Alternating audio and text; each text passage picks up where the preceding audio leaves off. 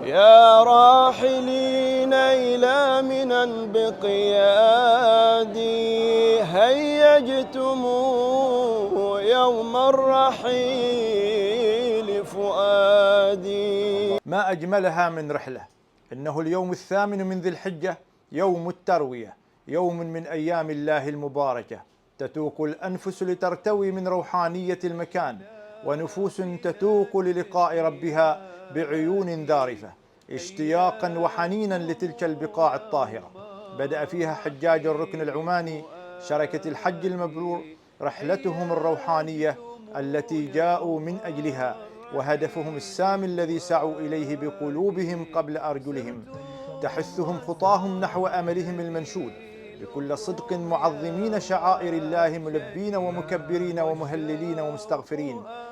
لا تكف ألسنتهم عن ذكر الله، طالبين رضاه وعفوه ومغفرته.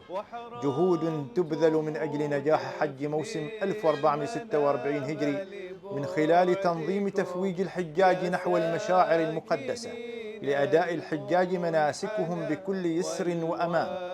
فشكرا لتلك النفوس التي تعجز الألسن عن صياغة عبارات الثناء والتقدير لهم على جهودهم العظيمة في خدمة ضيوف الرحمن التي جسدت أسمى معاني التفاني والعطاء.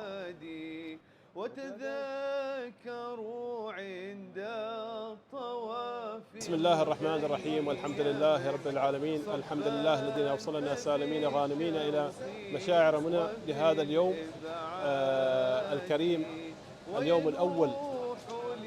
إن شاء الله نسأل الله تعالى أن يوفقنا فيه